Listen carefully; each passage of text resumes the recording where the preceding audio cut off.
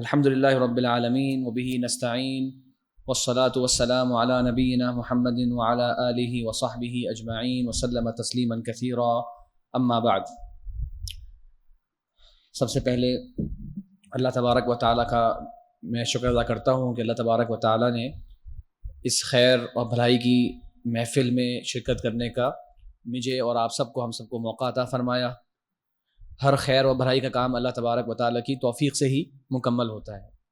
اس کے بعد میں الہدیٰ انسٹیٹیوٹ فار مین اور ان کے منتظمین کا بالخصوص شکریہ ادا کرتا ہوں کہ وہ ہمیشہ بڑی محبت کے ساتھ آپ حضرات سے ملنے کی دعوت دیتے ہیں اور کوئی نہ کوئی ایک اچھا علمی پروگرام یا آگاہی کا پروگرام ترتیب دیتے ہیں، تو اللہ تعالیٰ ان سب کی محنتیں قبول فرمائے۔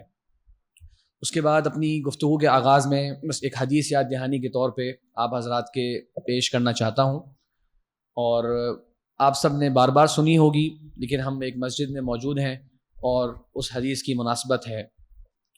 فرمایا نبی کریم صلی اللہ علیہ وسلم نے، اور اس حدیث کے راوی ہیں حضرت ابو ہریرہ رضی اللہ عنہ، اور حدیث صحیح مسلم میں موجود ہے کہ فرمایا پیارے نبی صلی اللہ علیہ وسلم نے کہ ما جلس قوم فی بیت من بیوت اللہ، کہ کوئی قوم اللہ تبارک و تعالیٰ کے گھروں میں سے کسی گھر میں جب جمع ہوتی ہے، جیسے کہ آپ لوگ ابھی یہاں جمع ہیں، اللہ تعالیٰ کا گھر ہے اور آپ یہاں پر جمع ہوئے، کس کام کے لیے؟ یتلون کتاب اللہ، اللہ تعالیٰ کی کتاب قرآن مجید کی تلاوت کرتے ہیں، وَيَتَدَارَسُونَهُ بَيْنَهُمْ، اور آپس میں اس کو مدارست کرتے ہیں۔ مدارست سے مراد ہوتا ہے کہ ایک دوسرے کو پڑھانا، ایک دوسرے کو سمجھانا، ایک دوسرے کے ساتھ اس کو سمجھنے کی کوشش کرنا، تو یہ ہے مدارسہ، دو طرفہ یہ ایکٹیویٹی ہوتی ہے۔ تو اللہ تبارک و تعالیٰ ایسی مجلس کے بارے میں کیا انعام فرماتے ہیں؟ فرمایا پیارے نبی صلی اللہ علیہ وسلم نے 4 عظیم انعامات اس مجلس کو اور اس مجلس والوں کو عطا ہوتے ہیں۔ وہ کیا ہیں؟ الا نزلت علیہم السکینہ، اللہ تبارک و تعالیٰ کی طرف سے سکون اور سکینت ان پر نازل ہوتی ہے۔ اطمینان، سکون، فرحت، یہ جذبات اللہ تبارک و تعالیٰ ایسی مجلس والوں کو اپنے فضل سے عطا فرماتا ہے۔ وغشیتہم الرحمہ، اللہ کی رحمت جس کے میں اور آپ لمحہ لمحہ محتاج ہیں، وہ رحمت اس مجلس کو ڈھانپ لیتی ہے، کوئی جگہ چھوڑتی نہیں ہے، بلکہ پوری طرح اس مجلس کو کور کر لیتی ہے۔ یہ ہے غشیتہم الرحمہ۔ پھر ہے وحفتہم الملائکہ، اللہ کی بے شمار مخلوقات ہیں اور ان میں سے ایک انتہائی برگزیدہ اور نیک متقی مخلوق وہ اللہ تبارک و تعالیٰ کے فرشتے ہیں، جو دنیا میں مختلف ڈیوٹیز انجام دے رہے ہیں اور ہمارے اور آپ کے آس پاس موجود ہیں، ہمارے آپ کی پروٹیکشن بھی کر رہے ہیں۔ ان کی بہت ساری اللہ تبارک و تعالیٰ نے ذمہ داریاں لگائی ہیں، ان میں سے ایک اہم ذمہ داری یہ ہے کہ وہ ذکر کی مجالس کو تلاش کرتے ہیں اور اس کے آس پاس جمع ہو جاتے ہیں جہاں اللہ تبارک و تعالیٰ کا ذکر ہو رہا ہو، تو وہ وحفتہم الملائکہ، آس پاس فرشتے بھی اس محفل کے جمع ہو جاتے ہیں۔ اور چوتھا ریوارڈ جو اللہ تعالیٰ ایسی مجلس کو عطا فرماتے ہیں وہ یہ کہ وَذَكَرَهُمُ اللَّهُ فِي مَنْ عِنْدَهُ، اللہ تبارک و تعالیٰ کے جو مقرب اور قریب فرشتے ہیں، اللہ تعالیٰ اس مجلس کا ذکر ان میں بھی فرماتے ہیں۔ تو یہ دین کے لیے، بھلائی کی بات کے لیے جمع ہونا، اس کے لیے وقت نکالنا، یہ بہت بڑی سعادت اور اللہ تعالیٰ کی بہت بڑی توفیق ہے۔ اللہ تعالیٰ مجھے اور آپ کو اپنی نیتوں کو درست کرنے اور اپنی رضا کے لیے خاص کرنے کی توفیق عطا فرمائے۔ اس کے بعد جو ہمارا آج کا ٹاپک ہے انشاءاللہ، اور آئندہ 2 روز کا اللہ تعالیٰ نے توفیق دی تو یہ ٹاپک رہے گا ہمارا، وہ ہے علم حدیث اور اس میں لکھی ہوئی اور تدوین ہو چکی، جمع کی گئی کتابیں جو آج دنیا کے اندر موجود ہیں، جو ورثہ پیارے نبی صلی اللہ علیہ وسلم چھوڑ گئے، آپ کے صحابہ کرام نے وہ امت مسلمہ تک منتقل کر دیا، اس کی کیفیت کیا ہے؟ کیا کوئی حدیث کی مخصوص سی 4 یا 6 یا 10 کتابیں ہیں؟ کیا احادیث کو پڑھنا ایک آپشن ہے؟ کیا حدیث کے اندر زندگی کے ہر شعبے سے متعلقہ رہنمائی ہمارے اور آپ کے لیے موجود ہے؟ کیا ہمارے آئلی سسٹم، کیا ہمارے اکنامک سسٹم، کیا ہمارے قانونی مسائل، اس کے حوالے سے بھی احادیث کے اندر کوئی رہنمائی ہے؟ کیا احادیث سب کی سب صحیح ہوتی ہیں یا سب کی سب ضعیف ہوتی ہیں؟ حدیث کا کانسیپٹ کیا ہے, کتابیں کون سی ہیں, کس طرح یہ علم جو ہے وہ ہم تک پہنچا. تو اس طرح کے اور مختلف قسم کے سوالات انشاءاللہ ہم سلائیڈز کی روشنی میں آپ کے سامنے رکھیں گے. امید ہے, اور میرا جسے کہتے ہیں کہ اگر آپ کہیں کہ آبجیکٹو کیا ہے, تو وہ دو بڑے اہم مقصد ہیں اس ورک شاپ کے. ایک تو یہ ہے کہ علم حدیث کا صحیح خاکہ اور صحیح تصور وہ میرے اور آپ کے ذہن میں آ جائے, تو یہ ایک ایجوکیشنل پرپس ہے.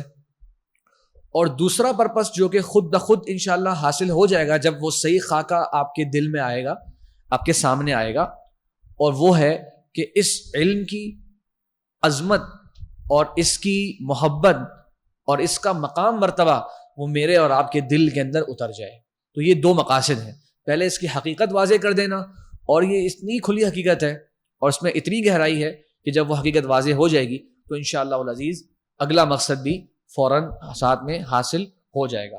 تو ہماری کوشش ہے کہ جیسے کہ آپ جانتے ہیں کہ عشاء کی نماز تک ہمارا یہ سیشن انشاءاللہ ہوگا, تو میں چاہوں گا کہ ماشاءاللہ آپ سب بھی زندگی کے مختلف شعبوں سے جڑے حضرات میں سامنے موجود ہیں کہ آخری 10-12 منٹ جو ہے ہم لوگ سوالات کے رکھیں, یا آپ میں سے کوئی بات شیئر کرنا چاہتا ہے تو وہ بھی انشاءاللہ آخری 10 سے 12 منٹ یا اگر 15 منٹ ہو سکے تو وہ آپ کو انشاءاللہ ٹائم دیں گے. تو جو ہم نے بات کی گئی ہے اس کے حوالے سے یا اسی ٹاپک کے بارے میں کوئی اگر آپ کے ذہن میں بات ہے تو انشاءاللہ آپ بھی ضرور پیش کیجیے گا تاکہ ہم سب اس تعلیم کے حصے میں شامل رہیں. تو بسم اللہ کرتے ہیں, آغاز کرتے ہیں. یہ میں نے ایسی عربک کے اندر اس کا ٹائٹل رکھ لیا ہے اور بڑا آسان سا ہے. اس سے آپ کو اندازہ ہوگا کہ اردو زبان عربی زبان سے کتنا قریب ہے. پہلے لکھا ہوا تھا آپ کے سامنے تعارف کتب حدیث, اور عربی میں لکھ دیا میں نے التعریف بکتب الحدیث النبوی صلی اللہ علیہ وسلم. وہ تو ایک ادب کے تحت جو ہے وہ لکھا ہے, ورنہ جو ٹاپک ہے وہ پہلے 3 جملوں میں ہی ہے. تو اردو میں بھی تعارف کو عربی میں کہہ دیتے ہیں التعریف. کتب کو ہمارے یہاں عام استعمال کرتے ہیں کتاب, کتب, عربی میں بھی کتاب اور کتب ہے, اور علم حدیث کو علم حدیث ہی کہتے ہیں. تو آپ نوٹ کریں ماشاءاللہ کہ یہ تینوں الفاظ اردو کے بھی وہی ہیں اور عربی کے بھی یہی ہیں. تو اس لیے آپ کے لیے کوئی حیرانی کی بات نہیں ہوگی یہ عنوان, اور اچھی بات ہے کہ اتنی عربی ہم لوگ کو ماشاءاللہ آتی بھی ہے کہ ہم لوگ جو ہے وہ ٹائٹل بغیر ترجمے کے سمجھ سکتے ہیں. چلیے بسم اللہ کرتے ہیں. سب سے پہلی بات, ایک علم کے آغاز کی شوق دلانے کے لیے میں نے یہ ایک امام بڑے محدث گزرے ہیں سفیان الثوری رحمہ اللہ, ان کی یہ میں نے بات نقل کی آپ کے سامنے. فرماتے ہیں لا اعلم شیئا من الاعمال افضل من طلب العلم والحدیث. میں نہیں جانتا, اور یہ تبع تابعین کے زمانے کے بہت بڑے محدث ہیں, 161 ہجری کو ان کا انتقال ہوا. کہتے ہیں کہ میں نہیں جانتا کوئی بھی عمل افضل علم حاصل کرنے سے اور حدیث حاصل کرنے سے. علم حاصل کرنا اور حدیث کا علم حاصل کرنے سے زیادہ افضل عمل میں نہیں جانتا, لیکن ایک شرط ہے, اور وہ کیا؟ لمن حسنت فیہ نیتہ, جس کی نیت اس میں درست ہو. جو اچھی نیت کے ساتھ علم کو اور علم حدیث کو حاصل کرے, اس سے بڑا افضل عمل میں نہیں جانتا. اور یقیناً علم کی کچھ مستند اور بنیادی قاعدے ہوتے ہیں, اور اس طرح کے اقوال کو ان قواعد کی روشنی میں ہی سمجھنا چاہیے. اور وہ قواعد کیا ہوتے ہیں کہ اسلام میں جو فرائض ہیں اور اسلام کے جو بنیادی ارکان ہیں ان کا مقام مرتبہ سب سے بڑھ کر ہے. تو کوئی یہ نہ سمجھے کہ امام سفیان الثوری رحمہ اللہ یہ کہنا چاہتے ہیں کہ بھائی نماز, روزہ, حج, زکوٰۃ سے بھی زیادہ افضل ہے علم حاصل کرنا. ان کا مقصد یہ نہیں ہے, ان کا مقصد یہ نہیں ہے. ان کا مقصد یہ ہے کہ جو اور اعمال میں لوگ اپنے آپ کو انگیج کرتے ہیں, دیگر مصروفیات لوگ اپناتے ہیں, بہت سے علوم حاصل کرنا چاہتے ہیں, تو اس کے اندر شرعی علم اور حدیث کا علم حاصل کرنے سے زیادہ افضل عمل کوئی اور نہیں ہے. اس کے بعد کچھ تمہیدی باتیں کرتے ہیں, پھر انشاءاللہ ہم گہرائی کے ساتھ جو ہمارا ٹاپک ہے اس پہ جائیں گے. تمہیدی باتیں کیا ہیں کہ پہلے تو ہم جانیں, اور میں 2 باتیں آپ سے سننا چاہوں گا اگر کوئی جلدی سے جواب دے سکیں اس کا. ایک سوال یہ ہے کہ ہم حدیث کی بات تو کر رہے ہیں, تو اور کتب حدیث کی بات بھی کر رہے ہیں, تو میں جاننا چاہوں گا کہ آپ کے ذہن میں کیا تصور ہے. اگر میں کہوں آپ سے کہ حدیث کسے کہتے ہیں, آپ کے ذہن میں کیا اس کی ڈیفینیشن ہے, کیا بنیادی تصور ہے آپ کے علاوہ؟ آپ نے ہاتھ اٹھانے تو میں ذرا اشارہ کر دوں تو مجھے خوشی ہوگی, کیونکہ ہم ٹیچرز کا جو مزاج جو ہوتا ہے نا وہ یہ ہوتا ہے کہ پک اینڈ چوز کر لیں اسٹوڈنٹس میں سے. جی فرمائیے. جی جی ہوں ہوں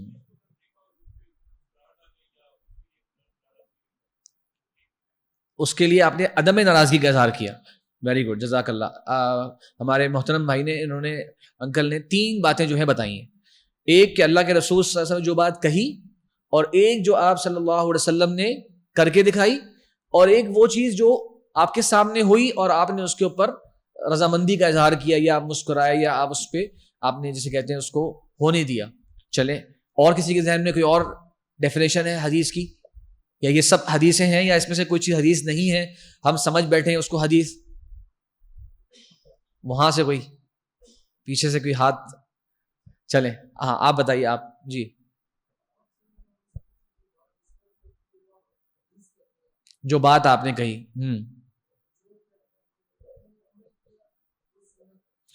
اچھا، جو بات آپ نے کہی اسے ہم حدیث کہتے ہیں، اور جو عمل کیا اسے سنت کہتے ہیں. چلیں، یہ ایک اور بحث ہے کہ حدیث اور سنت کیا ہے، اور ان دونوں میں فرق کیا ہے، اور کیا واقعی یہ وہ فرق ہے جو آپ نے ذکر کیا. چلے، گڈ. اچھا، اب آپ سے اگر پوچھوں کہ حدیث کی کتابیں کون سی ہیں، اگر میں سوال کروں، اگلا سوال کہ حدیث کی کتابیں کون سی ہیں، اگر آپ سے کوئی پوچھے بھائی حدیث تو آپ نے بتا دیا کہ اللہ کے نبی صلی اللہ علیہ وسلم کی باتیں ہیں، ہم مزید ڈیفینیشن سے پڑھیں گے اسی طریقے سے، لیکن کتابیں کون سی حدیث کی، تو کیا جواب دیں گے آپ کے ذہن میں کیا ہے؟ آپ بتائیے. مشہور کتابیں 6 ہیں، اس کے علاوہ بھی بہت ساری ہیں. چلیں، اور کسی کے ذہن میں یہی بات سب کے ذہن میں ہے کہ مشہور کتابیں 6 ہیں، اس کے علاوہ بہت ساری ہیں. بہت ساری کتنی ہوں گی، کچھ اندازہ؟ 25 30 40 8 10، اس سے زیادہ؟ چلیں، ٹھیک ہے. مجھے پتا ہے جب ہم یہ سوال بڑھاتے ہیں نا آگے، عام طور پہ تو گنتی بڑھتی چلی جاتی ہے، تو اس لیے یہاں رکتے ہیں، انشاءاللہ آگے چلتے ہیں. ٹھیک ہے، پہلی بات ہم جانتے ہیں کہ قرآن مجید آپ صلی اللہ علیہ وسلم کے فرامین اور حدیث سے تعلق سے کیا کہتا ہے ہم سے. یہ بھی بڑے سوال آتا ہے کہ بھئی حدیث کی ضرورت کیا ہے، قرآن تو ہے ہمارے پاس. تو بڑا سادہ سا جواب ہے، یہ وہ ایک الگ ٹاپک ہے، حدیث کی حجیت اور اس کا مقام، آج ہمارا وہ ٹاپک نہیں ہے، لیکن 2-3 آیتیں یقیناً ہمارے سامنے رہنی چاہیے.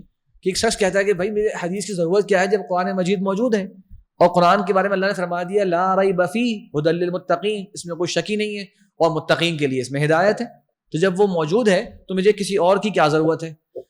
تو اس کا جواب قرآن مجید ہی ہمیں دے گا.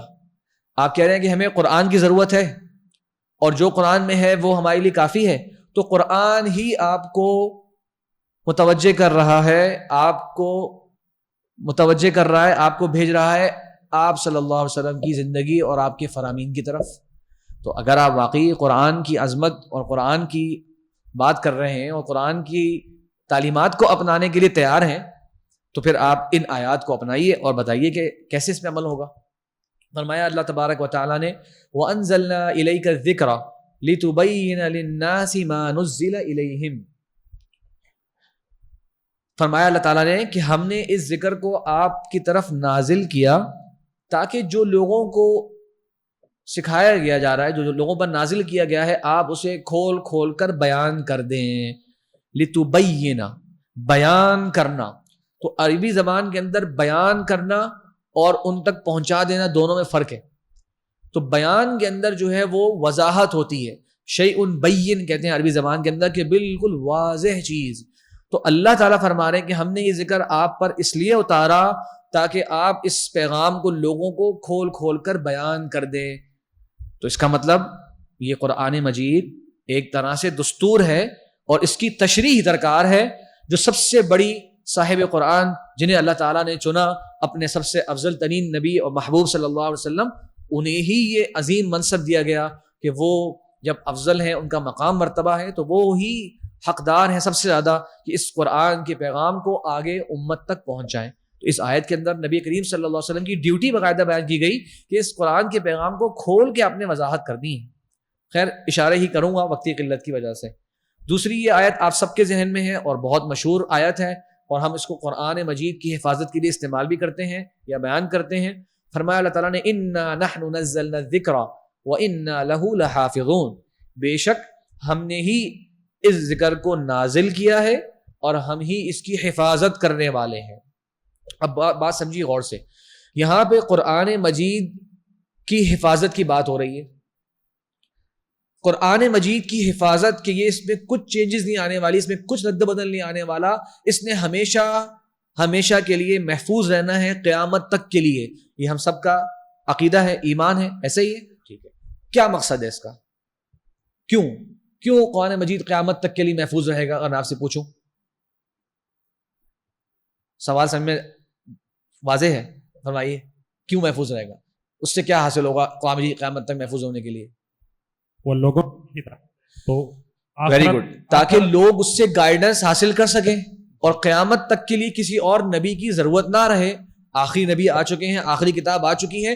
اب اس کتاب کی حفاظت اللہ نے اپنے ذمے لے لی کہ قیامت تک کے آنے والے لوگوں کے لیے گائیڈنس اور رہنمائی اس کتاب کے اندر موجود ہے. جس چیز کی ان کو ضرورت ہے زندگی کے اندر، جو ضروری اعمال ہیں زندگی کے، اس کی رہنمائی اور گائیڈنس موجود ہے. اب آپ سے اگلا سوال میں کروں گا کہ قرآن مجید نے نماز کی فرضیت کا کتنی بار حکم دیا ہے قرآن میں؟ بے شمار مرتبہ، 100 سے زائد مرتبہ. زکوٰۃ کا کتنا حکم آیا؟ آپ سب کے ذہن میں آتے ہیں، واقیموا الصلاۃ وآتوا الزکاۃ. کتنی بار قرآن میں یہ فرمایا؟ وَلِلَّهِ عَلَى النَّاسِ حِجُّ الْبَيْتِ. لوگوں پر لازم ہے کہ وہ اللہ کے گھر کا حج کریں. جو بنیادی ارکان اسلام ہے ان کا تو ذکر بار بار قرآن میں آیا نا. تو میں آپ سے سوال کرتا ہوں کہ دین اسلام نے محفوظ رہنا ہے قیامت تک کے لیے کہ یہ قابل عمل رہے، اس کو لوگ اپنا سکیں. اگر ان ارکان اسلام کی ہی تشریح قرآن کے اندر نہیں موجود تو کیا یہ قرآن مجید ہی ہمارے لیے کافی ہے؟ بات سمجھیں آپ کہہ رہے ہیں کافی ہے. چلیں یہ جو اسلام کے بنیادی ارکان ہیں ان کی ڈیٹیل ہمیں قرآن سے بتا دیں. موجود ہی نہیں. اس کا مطلب کہ قرآن کی حفاظت کا لازمی تقاضا ہے کہ اس کی تشریح کی بھی حفاظت کی جائے، ورنہ اس پر عمل کرنا ممکن ہی نہیں رہے گا. ورنہ قیامت تک کے لوگوں کے لیے اس کو حفاظت کرنے کا کیا مقصد ہے جب اس پر عمل کرنا ممکن نہ ہو؟ اس کا مطلب غور سے سمجھیے یہ ہے کہ سنت کی حفاظت کا بھی ذمہ اللہ تبارک و تعالیٰ نے لیا، لیکن اس کے لیے اللہ تبارک و تعالیٰ نے اپنے بندوں کو چنا.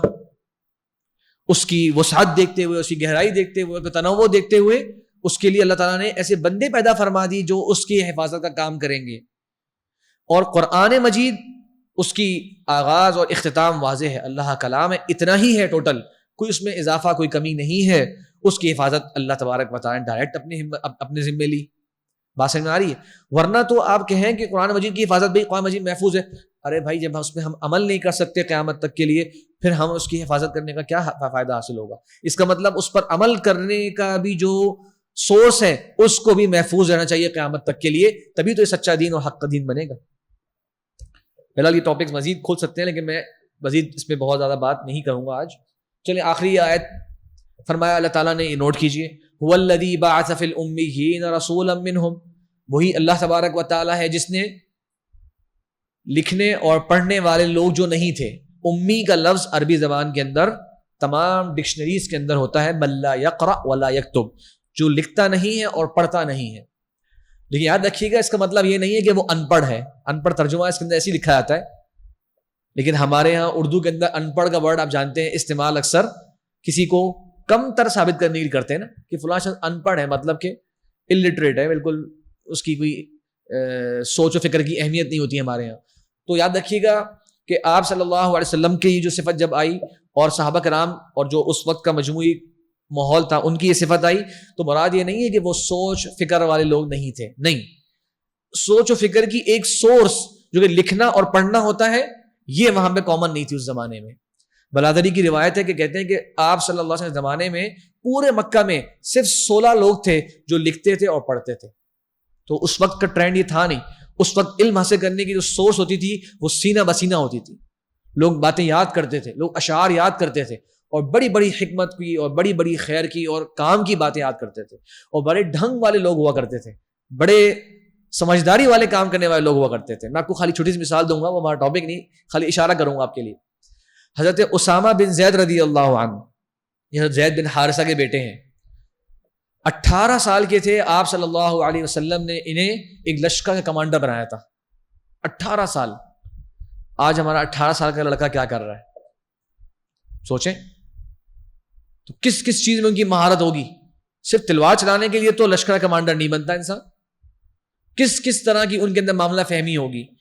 جب پیارے نبی صلی اللہ علیہ وسلم کی زوجہ مطہرہ عائشہ رضی اللہ عنہا، آپ سب نے واقعہ سنا ہوگا، جب ان کے اوپر منافقین نے تہمت لگائی، اللہ تعالیٰ نے ان کی برات کے اندر قرآن سے آیات نازل فرمائی، تو آپ صلی اللہ علیہ وسلم نے کچھ لوگوں سے مشورہ کیا. نوٹ کریں، آپ صلی اللہ علیہ وسلم مشورہ کر رہے ہیں. ان میں 3 کے نام ملتے ہیں: حضرت علی بن ابی طالب رضی اللہ عنہ، حضرت بریرہ جو کہ خادمہ تھی حضرت عائشہ کی، اور تیسرے یہ اسامہ بن زید جو اس وقت انڈر 18 تھے. آپ صلی اللہ علیہ وسلم اپنے گھر کے معاملے میں ان سے مشورہ کر رہے ہیں، اور ان کا جواب بھی ملتا ہے. کہتے ہیں یا رسول اللہ اہلک لا نعلم الا خیرا، یا رسول اللہ اپنے گھر والوں کے ساتھ ہی رہیے، بہترین آپ کے ساتھی ہیں، ہم ان کے بارے میں خیر کے علاوہ کچھ نہیں جانتے. ان کا جواب ملتا ہے.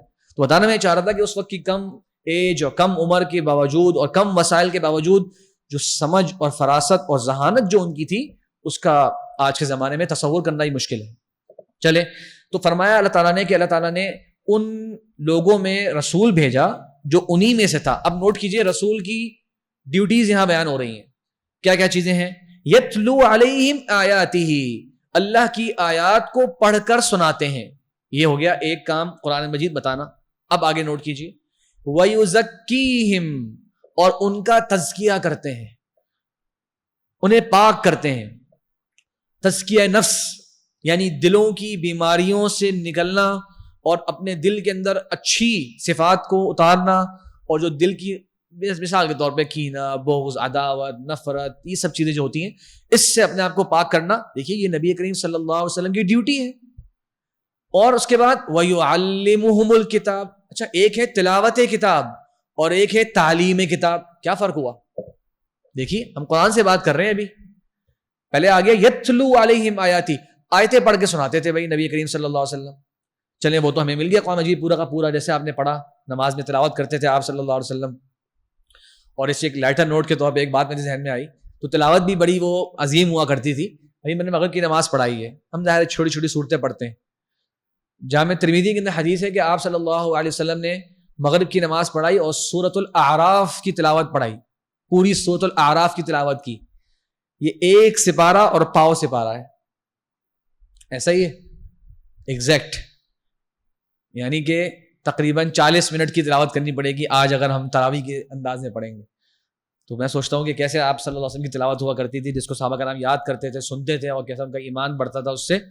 آج اگر امام صاحب 5-10 منٹ اوپر پڑھا دیں تو میرے خیال سے اگلے دن نمازی جو ہے وہ بائک آؤٹ کریں گے، بولیں گے دوسری مسجد میں جانا چاہیے، یہاں کے امام صاحب کا ایمان تھوڑا سا زیادہ ہے اور ہم لوگ جو ہے وہ متوسط ایمان والے امام چاہتے ہیں تاکہ ذرا ریلیکس بھی رہیں. بہرحال تو آپ صلی اللہ علیہ وسلم تلاوت دیکھیں الگ چیز ہے، اور وَيُعَلِّمُهُمُ الْكِتَابَ، کتاب کا علم، والحکمہ، اور حکمت کا علم سکھاتے تھے. ارے بھائی آپ صلی اللہ علیہ وسلم کے تزکیے کا علم کہاں ہے؟ آپ صلی اللہ علیہ وسلم نے جو کتاب کا علم سکھایا وہ کہاں ہے؟ پیارے نبی صلی اللہ علیہ وسلم نے جو حکمت سکھائی اپنی امت کو، صحابہ کرام کو، آج وہ کہاں ہے؟ قرآن تو تلاوت قرآن سے معلوم ہو گیا، وہ تو پورا قرآن سامنے آ گیا. اس کا مطلب یہ 3 ڈیوٹیز ہیں پیارے نبی صلی اللہ علیہ وسلم کی، اللہ تعالیٰ کی طرف سے مقرر کردہ، اور ان تینوں کاموں کو پیارے نبی صلی اللہ علیہ وسلم نے انجام دیا، اور وہ ذخیرہ حدیث ہے جو آج میرے اور آپ کے سامنے موجود ہے. بات واضح ہو رہی ہے انشاءاللہ. اچھا، اس کے بعد کچھ حدیثیں بھی ہیں، تو میں نے آیات کے اوپر زیادہ وضاحت اس لیے کرنا چاہیے کہ کچھ حضرات ہمارے یہاں ان کے ذہن میں ایک تصور ہوتا ہے کہ جیسے کہ ان کو لگتا ہے کہ سنت کا مقام قرآن میں بیان نہیں ہوا. آخر میں یہ پوائنٹ نوٹ کیجئے، لکھا ہے میں نے، امام احمد بن حنبل رحمہ اللہ فرماتے ہیں کہ میں نے قرآن مجید کو دیکھا تو 33 مقامات پر رسول اللہ صلی اللہ علیہ وسلم کی اطاعت کو پایا. یہ ہیں قرآن مجید کو صحیح سمجھنے والے لوگ، یہ ہیں قرآن مجید سے صحیح انداز میں خیر و بھلائی اخذ کرنے والے لوگ. 33 مقامات پر 33 آیات امام احمد بن حنبل رحمہ فرماتے ہیں کہ وہ رسول اللہ صلی اللہ علیہ وسلم کی اطاعت کے بارے میں ہیں، ڈائریکٹلی آپ کو حکم کر رہی ہیں کہ رسول کی اطاعت کرنی ہے، رسول کو فالو کرنا ہے، اور اللہ کی اطاعت قرآن کو فالو کرنا ہے، رسول کی اطاعت پیارے نبی صلی اللہ علیہ وسلم کی احادیث کو فالو کرنا ہے. اس کے بعد کچھ احادیث ہیں، لیکن میں خالی پہلی حدیث پڑھ کے جو ہے اس پہ اکتفا کرتا ہوں، آگے بڑھتے ہیں.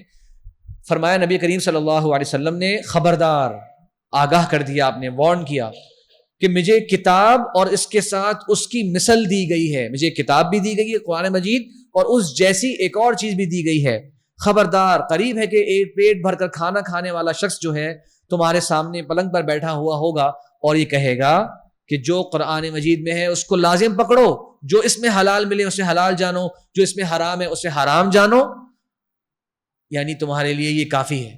صرف قرآن مجید کو لازم پکڑ لو, جو اس میں حلال ہے وہی تمہارے لیے حلال ہے, جو اس میں حرام ہے وہی تمہارے لیے حرام ہے. پھر اللہ کے رسول نے فرمایا خبردار, الا وانما حرم رسول اللہ مثل ما حرم اللہ, آگاہ ہو جاؤ جو عمل رسول اللہ صلی اللہ علیہ وسلم نے حرام قرار دے دیا وہ حرمت کے اندر اسی طرح ہے جس طرح اللہ نے حرام قرار دے دیا, کیونکہ نبی کریم صلی اللہ علیہ وسلم اپنی مرضی سے فیصلے نہیں سنایا کرتے, ان هو الا وحی یوحا. چلیے اس کے اندر کچھ اور بھی اسکالرس کے اقوال ہیں لیکن میں وقت کی کمی کی وجہ سے آگے بڑھتا ہوں. اچھا, اب ہم آتے ہیں کچھ بیسک ٹرمز کے اوپر جو میں چاہتا ہوں کہ آپ کے ذہن میں کلیئر رہیں. پہلے ایک ہے ورڈ حدیث. آپ نے آج بتایا کہ حدیث کسے کہتے ہیں. عربی لغت کے اندر حدیث کہتے ہیں نئی چیز کو یا کسی بات کو, کسی بھی بات کو یا کوئی نئی چیز کو جو ہے وہ عربی زبان میں حدیث کہا جاتا ہے. لیکن اصطلاح میں مطلب یہ ہے کہ جو ہم علم حدیث کی ٹرم یوز کرتے ہیں, آج ہم علم حدیث کا مقام جو پڑھ رہے ہیں اس میں کیا مطلب ہے حدیث کا. دیکھیے اس میں 5 چیزیں آپ کے سامنے آ رہی ہیں, نوٹ کیجئے. جو بھی قول یعنی کہ زبان سے کہی ہوئی بات, فعل آپ صلی اللہ علیہ وسلم کا کیا ہوا عمل, تقریر, یہ تقریر اردو والی تقریر نہیں ہے, ٹھیک ہے, اردو میں بھی اس کا مطلب آتا ہے لیکن وہ ہمارے اتنا کامن نہیں ہے. تقریر سے مراد یہ ہے کہ اقرار کر لینا. آپ صلی اللہ علیہ وسلم, سمجھیے بات کو, آپ صلی اللہ علیہ وسلم صاحب شریعت ہیں, آپ کے سامنے ایک غیر شرعی کام ہو اور آپ صلی اللہ علیہ وسلم اس کو ہونے دیں, یہ ممکن نہیں ہے. بات سمجھ رہے ہیں؟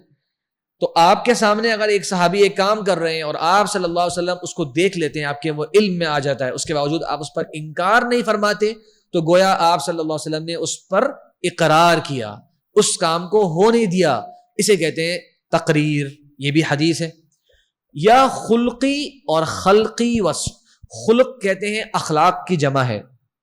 خلق اخلاق, آپ صلی اللہ علیہ وسلم کے اخلاق, آپ صلی اللہ علیہ وسلم کس طرح سے بات کرتے, کس طرح سے آپ صلی اللہ علیہ وسلم کے دل میں نرمی تھی, کس طرح سے آپ صلی اللہ علیہ وسلم اپنے ساتھیوں کے ساتھ پیش آتے, جو آپ کی محبت تھی, جو آپ کے اعلیٰ اخلاق تھے جس کی گواہی مسلمان غیر مسلم سب دیا کرتے, یہ بھی حدیث ہے. اور خلق, یہ خلقت کی جمع ہے, یعنی کہ آپ صلی اللہ علیہ وسلم کا چہرہ کیسا تھا, خد و خال کیسے تھے, خلقت کیسی تھی, اللہ تعالیٰ نے آپ کو کیسا بنایا تھا, کتنی آپ صلی اللہ علیہ وسلم کی جو ہے وہ لمبائی تھی, آپ کا جسامت کیسی تھی, آپ کی داڑھی مبارک کیسی تھی, آپ صلی اللہ علیہ وسلم کے دانت کیسے تھے, اس طرح یہ آپ کی خلقت. جو کچھ نبی کریم صلی اللہ علیہ وسلم کی طرف منسوب ہو یہ حدیث کہلاتا ہے. تو یاد رکھیے گا, اگر کسی کے ذہن میں حدیث کا تصور یہ ہے کہ جناب اللہ کے رسول کی کہی ہوئی بات, تو ذرا اس کو مزید پھیلا لیجئے. ہاں, ہم سیکھنے کے لیے آئے ہیں کہ جناب 5 چیزیں شامل ہیں, صرف بات ہی نہیں بلکہ آپ کا عمل, آپ کا اقرار کر لینا, آپ کے اخلاق اور آپ صلی اللہ علیہ وسلم کے خد و خال, آپ کی خلقت, یہ سب کے سب حدیث ہے. اس کا میں اگر ایک جملے میں آپ کو سمجھانا چاہوں اہمیت, تو غور کریں کہ آپ صلی اللہ علیہ وسلم کے فرمان تو دور کی بات, آپ صلی اللہ علیہ وسلم کی خاموشی بھی حدیث ہے. دیکھیں کیا اللہ تعالیٰ نے مقام دیا کہ آپ صلی اللہ علیہ وسلم خاموش ہو گئے نا, اس مقام پر ہمیں حدیث مل گئی, ہمیں شریعت مل گئی. اس طرح کا تعلق تھا آپ صلی اللہ علیہ وسلم کے صحابہ کرام کا کہ آپ کی خاموشی کو بھی ہم تک منتقل کیا. آپ کی باتیں, آپ کے ایکشنز تو چھوڑ دیں. اور اگر آپ سے کوئی سوال آئے ذہن میں آپ کے کہ بھائی اگر ہم اس کی اسٹیٹس نکالنا چاہیں کہ کیا چیزیں سب سے زیادہ ہیں, تو جواب یہ ہے کہ آپ صلی اللہ علیہ وسلم کے افعال سب سے زیادہ ہیں. ایکشنز کہتے بھی ہے نا ہمارے کہ action speaks louder than voice. تو آپ صلی اللہ علیہ وسلم کو آبزرو کرنے والے بے شمار لوگ تھے, تو جس نے جس طرح دیکھا کرتے ہوئے آپ صلی اللہ علیہ وسلم کو, وہ آگے بیان کرتے گئے, وہ سب کی سب ذخیرہ حدیث میں شامل ہوتی گئی. تو آپ صلی اللہ علیہ وسلم کی خاموشی بھی جو ہے وہ حدیث ہے. ایک ایک ایکشن آپ صلی اللہ علیہ وسلم کا جو ہے وہ حدیث کے زمرے میں آتا ہے. اچھا, یہ ایک اور بس خالی جسے کہتے ہیں ڈسکلیمر والی بات ہے کہ آپ کے ذہن میں رہے کہ حدیث تو عام طور پہ آپ صلی اللہ علیہ وسلم کے اقوال کو ہی کہتے ہیں, لیکن صحابہ کرام اور تابعین کی باتوں کو بھی حدیث کہا جاتا ہے. لیکن ڈفرینشیٹ کرنے کے لیے اس میں ہم ایک اور ورڈ کا اضافہ کر دیتے ہیں. تو صحابی کی بات کو کہتے ہیں, دیکھیے لکھا ہوا ہے موقوف, صحابی کی بات کو کہتے ہیں حدیث موقوف, اور تابعی کی بات کو کہتے ہیں حدیث مقطوع. یہ ایک علم حدیث کی بہت سی ٹرمینالوجیز ہیں, ظاہر ہے وہ ایک پورا علم ہے, مصطلح الحدیث کا علم, ہم تو خالی بنیادی اصطلاحات کو واضح کر رہے ہیں. تو انشاءاللہ یہ آپ کے ذہن میں امید ہے حدیث کا مفہوم واضح ہوا ہوگا. سنت کے بارے میں مختلف باتیں ہیں, لیکن یہاں پہ مختصر یہ عرض ہے کہ سنت کو عربی زبان میں کہتے ہیں کوئی راستہ, کوئی طریقہ, کسی بھی شخص کا کوئی راستہ ہو, طریقہ ہو, اسے ہم سنت کہہ سکتے ہیں, چاہے وہ اچھا ہو یا برا ہو, کیونکہ ہم عربی لغت کی بات کر رہے ہیں ابھی ہم. ہاں حدیث کے علم میں, شریعت کے اندر جب ہم بات کرتے ہیں سنت کی, تو وہ بھی آپ صلی اللہ علیہ وسلم کے اقوال, افعال اور تقاریر کا نام ہے. یعنی یہ حدیث کے ہی ساتھ ساتھ استعمال ہوتا ہے. کچھ فرق کر لیتے ہیں, جس طرح ہمارے ایک بھائی نے بتایا تھا کہ آپ صلی اللہ علیہ وسلم کا عملی کام جو ہے وہ سنت کہلائے گا, آپ کی جو سیئنگز ہیں اس کو حدیث کہہ دیتے ہیں, کچھ اس طرح کہہ دیتے ہیں. لیکن بہرحال آپ صلی اللہ علیہ وسلم کے اقوال کو بھی سنت کہا گیا, آپ کی تقریر کو بھی سنت کہا گیا, جس طرح آپ صلی اللہ علیہ وسلم کے افعال کو بھی حدیث کہا گیا. تو یہ دونوں ورڈز ایک دوسرے کی جگہ پر استعمال ہو سکتے ہیں. یہ معنی ہوتا ہے کہنے کا کہ یہ لفظ حدیث کے مترادف ہے. اچھا جلدی سے آگے بڑھتے ہیں. آپ نے ورڈ سنا ہوگا سند. یہ حدیث کی سند کیسی ہے, حدیث کی سند کو پرکھنا چاہیے. حدیث کی سند کا علم, اس کا مطلب کیا ہوتا ہے؟ اس کا مطلب ہوتا ہے, بہت آسان سے سمجھ لیجئے, چین آف نریشن. عربی لغت میں جس پر اعتماد کیا جائے اسے کہتے ہیں سند. کبھی کبھی کہتے ہیں فلاں شخص اس علم میں سند کی حیثیت رکھتا ہے. کبھی سنا ہے آپ لوگوں نے, جو اردو کی تھوڑی سی گہرائی سن رہے ہو تو اس طرح کے الفاظ استعمال کرتے ہیں ہمارے یہاں کہ بھائی وہ شخص تو اس فن میں سند کی حیثیت رکھتا ہے, مطلب انتہائی معتمد شخصیت ہے اس باب میں. تو سند کا مطلب یہ ہوتا ہے عربی لغت میں. ہاں جس ہم علم حدیث کی جب بات کر رہے ہیں تو راویوں کا وہ سلسلہ, آپ کے سامنے صحیح بخاری کی حدیث آئے, ابھی ہم آپ کو ایک حدیث دکھاتا ہوں میں آپ کو, اس میں جو راویوں کا سلسلہ آتا ہے کہ مؤلف کہتا ہے میں نے اپنے استاد سے سنا, انہوں نے اپنے استاد سے, انہوں نے اپنے استاد سے, اسے کہتے ہیں سند. راویوں کا وہ سلسلہ جو متن تک پہنچا دے. متن کسے کہتے ہیں؟ متن کہتے ہیں حدیث کے ٹیکسٹ کو. ٹھیک ہے, تو حدیث کی یاد رکھیے گا بیسک 2 پارٹس ہوتے ہیں, ایک سند اور ایک متن. ایک اس کی چین آف نریشن ہوتی ہے اور پھر وہ نریشن ہوتی ہے جو اس میں ہوتی ہے, اسے ہم کہتے ہیں متن. تو متن آپ کہہ لیجئے اس کو ٹیکسٹ کو کہتے ہیں. سند جہاں اینڈ ہوتی ہے وہاں سے متن کا آغاز ہوتا ہے. بالفاظ دیگر متن حدیث کے ان الفاظ کو کہا جاتا ہے جہاں جا کر اسناد ختم ہو جاتی ہے. تو یہ کچھ بیسک سی ٹرمز تھیں, حدیث, سنت, سند, متن. میں نے کہا کہ کتب کے آغاز میں آپ کے ذہن میں یہ باتیں رہیں. اچھا اب اس کے بعد ہم آگے بڑھتے ہیں کہ جناب یہ بھی بڑا ایک ٹاپک ہے پورا مستقل کہ سنت کمپائل ہوئی کیسے. اور اگر ہم آپ کہہ سکتے ہیں کہ ایک اگر تاریخی حیثیت سے اس ٹاپک کو لے کے چلتے تو شاید ہمارے ان 3 دنوں کی گفتگو کا یہی خالی موضوع رہتا کہ سنت کمپائل کیسے ہوئی. اب آپ صلی اللہ علیہ وسلم نے باتیں فرما دی, آپ نے ایکشنز کر کے دکھا دیے, چلیے یہ تو لوگوں نے دیکھ لیا, اس کو تو لوگوں نے آبزرو کر لیا, اسے محفوظ کیسے کیا گیا, لکھی کب گئی یہ چیزیں, لکھنے کا جہان کب آیا. تو یہ تو ایک آپ کو میں بتا دوں فائدے کی بات یاد رکھیے گا کہ آپ صلی اللہ علیہ وسلم کے زمانے میں تو قرآن مجید بھی پورا نہیں لکھا گیا. یہ آپ کے علم میں ہے یہ بات. قرآن مجید جس کے بارے میں تمام مسلمانوں کا کوئی دو رائے نہیں ہے کہ یہ پورا کا پورا محفوظ ہے اور اس کے اندر کوئی زیر زبر کی فرق بھی نہیں موجود, لکھا اور لکھ کر اس کی حفاظت آپ صلی اللہ علیہ وسلم کے زمانے میں بھی نہیں ہوئی. تو کیا خیال ہے, اس کا مطلب جو چیز آپ صلی اللہ علیہ وسلم کے زمانے میں نہیں ہوئی اس کا بعد میں ہونے کے باوجود اس کی اوتھینٹسٹی قائم رہ سکتی ہے کہ نہیں رہ سکتی؟ رہ سکتی. نتیجہ یہ ہے کہ آپ سب کہتے ہیں کہ قرآن مجید محفوظ ہے, جبکہ قرآن مجید ایک صحیفے پر نہیں لکھا گیا تھا. اس پہ پوری امت کا اتفاق ہے. کہاں تھا قرآن مجید؟ کچھ ہڈیوں پر تھا, کچھ پتوں پر تھا, کچھ کاغذوں پر تھا, کچھ چمڑے پر تھا, کتنا کسی کے پاس تھا اتنا کسی کے پاس تھا. محفوظ اصل میں کہاں تھا؟ سینوں میں محفوظ تھا. مطلب سینوں میں محفوظ ہو جانا بھی ایک بہت بڑی اتھارٹی ہے, بشرط یہ کہ جس کے سینے میں محفوظ ہے اس کا حافظہ ہمارے جیسا حافظہ نہیں ہے کہ جنہیں شاید اپنا فون نمبر بھی کبھی کبھی دیکھ کے بتانا پڑے یا گھر کے کسی فرد کا فون نمبر بھی یاد نہ ہو. تو آج ہماری حافظہ ایسا ہو چکا ہے, ورنہ جب ضرورت پڑتی تھی حافظے کو استعمال کرنے کی, سوچئے جو تھوڑے سے پختہ عمر کے لوگ بیٹھے ہوئے ان کو میرے خیال سے 25-30 نمبر یاد ہوتے ہوں گے ایک زمانے میں. ایسا ہی ہے خاندان کے نمبر. مجھے اپنے بچپن یاد ہے کہ مجھے اپنی تمام خالاؤں کے اور پھپھوں کے اور ماموں کے نمبر یاد ہوتے تھے. والدہ کہیں بولتی تھی ان کا نمبر ملانا تو میں ملا دیا کرتا تھا یاد سے. مطلب ایک شوق ہوتا تھا چھوٹے ہونے کی وجہ سے کہ فون ملا کے دے دیں ہم. ایک ایکٹیویٹی ہوتی تھی چھوٹے بچپن کی ہماری کہ فون ملا لیا, یا کسی کا فون آیا تو فون ریسیو کر لیا پہلے ہم نے اٹھا کے کہ بھائی ہم اٹھائیں گے فون. خیر تو بتانا میں چاہ رہا تھا کہ حافظے کو استعمال کرنے کی ضرورت جب تھی تو وہ استعمال ہوتا رہا ہے اس صدی کے اندر بھی. جب ہم آرام سے بیٹھ گئے, اب ہر چیز موبائل میں فٹ آ گئی, تو میں نے کہا کہ گھر اپنا نمبر الحمدللہ جس کو یاد ہو بولیں گے بھائی ماشاء اللہ نمبر یاد ہے, اور کسی کا یاد اگر ہو جائے تو بہت کمال کی بات ہوگی کہ ہمیں بھائی کسی اور کا نمبر یاد ہے. تو بتانا میں چاہ رہا تھا کہ اس زمانے میں بہرحال حفظ جو تھا وہ اصل اتھارٹی ہوتی تھی, اس کو سمجھنا ضروری ہے. اور آپ کو میں ایک مثال دوں, ایسا حافظہ ہوتا تھا کہ آپ حیران ہو جائیں گے. باقاعدہ اشعار عربی کے شعر وہ اگر کسی بازار میں کھڑے ہو کے کسی نے سنائے ہیں نا تو آڈینس میں سے انہوں نے ایک بار ہی سن کے یاد کر لیے پورے. آپ کہیں گے یہ سر کہاں ہوتا ہے؟ یہ ہوتا تھا, اس کی بہت مستند مثالیں بھی ہیں. اور میں نے کہا جتنا جتنا آپ ٹائم پیچھے جاتے جائیں آپ کو مضبوط حافظے والے لوگ ملتے جائیں گے. غذا بھی اچھی تھی, آج بھی کہتے ہیں نا حافظہ اچھا کرنا ہے تو بادام کھا لو اور پستے کھا لو. اب تو اس طرح کی چیزیں بہت زیادہ اہتمام گھروں میں نہیں ہوتا, لیکن جب میں بچپن میں آتے ہم لوگ حفظ کرتے تھے قرآن تو والدہ صبح صبح جو ہے وہ رات میں بادام بھگو کے رکھتی تھی, اور صبح صبح وہ کھانے کا دل نہیں کرتا تھا لیکن وہ زبردستی جو ہے نا وہ ہمیں کبھی دودھ میں پاؤڈر بنا کے کبھی ویسے کھلا دی جاتے تھے کہ بھائی اس کا حافظہ مضبوط ہوتا ہے بڑا.